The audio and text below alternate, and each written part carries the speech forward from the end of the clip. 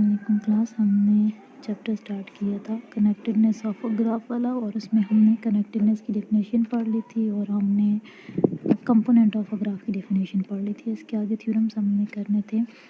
तो इसका जो पहला थ्योरम है वो इस बुक का थ्योरम नंबर 3.2 है, और थ्योरम की स्टेटमेंट है कि R be a relation defined on a vertex set of graph G U is related to V, यानी यू और वी से इसको रिप्रेजेंट किया रिलेशन को, और कहते हैं कि U is related to V if there exist a U V path. अगर यू वी पाथ एग्जिस्ट करेगा तो हम कहेंगे कि U is related to V. Then R is an equivalence relation, ये एक इक्वेलेंस रिलेशन होगा, हमने प्रूव करना है इसको। इक्वेलेंस रिलेशन प्रूव करने के लिए हम क्या करते होते हैं, एक तो रिफ्लेक्सिव प्रूव करते होते हैं, सिमेट्रिक प्रूव करते होते हैं और ट्रांजिटिव प्रूव करते होते हैं। रिफ्लेक्सिव प्रूव करने के लिए because every vertex is connected to itself, हर वर्टेक्स खुद से कनेक्टेड है तो इसको प्रूव करने की ज़रूरत नहीं है, हम डायरेक्ट लिख सकते हैं V is related to V. Symmetric prove करने के लिए हम सिमेट्रिक प्रॉपर्टी होती है कि अगर U if U is related to V then V is related to U.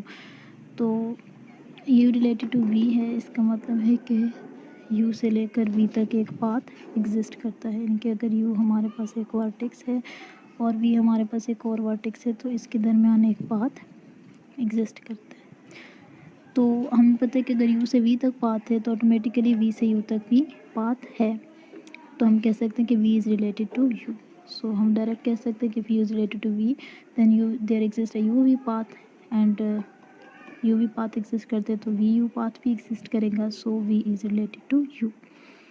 उसके बाद नेक्स्ट है ट्रांजिटिव प्रॉपर्टी। ट्रांजिटिव प्रॉपर्टी ये स्टेट करती है कि अगर U is related to V and we is related to W then U is related to W. तो इसको भी हम इस तरह से लिख सकते हैं कि अगर यू से लेकर वी तक एक पाथ है उसको हम पी डैश कह देते हैं, और बाकी हमें कहा है कि यू से वी भी पाथ है और वी से डब्ल्यू भी पाथ है।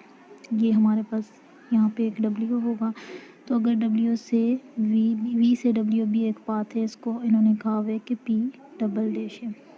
ठीक है, यू से वी तक पाथ है, वी से डब्ल्यू तक पाथ है, तो ऑटोमेटिकली हम कह सकते हैं कि पी डैश और पी डबल डैश को अगर हम कंबाइन करें तो हमारे पास यू से लेकर डब्ल्यू तक पाथ बन जाता है, यू से वी और वी से डब्ल्यू।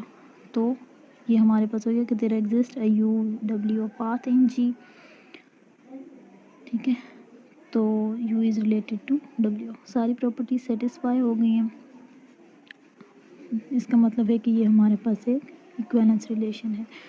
उसके बाद हमारे पास थ्योरम है कि जी बी अ ग्राफ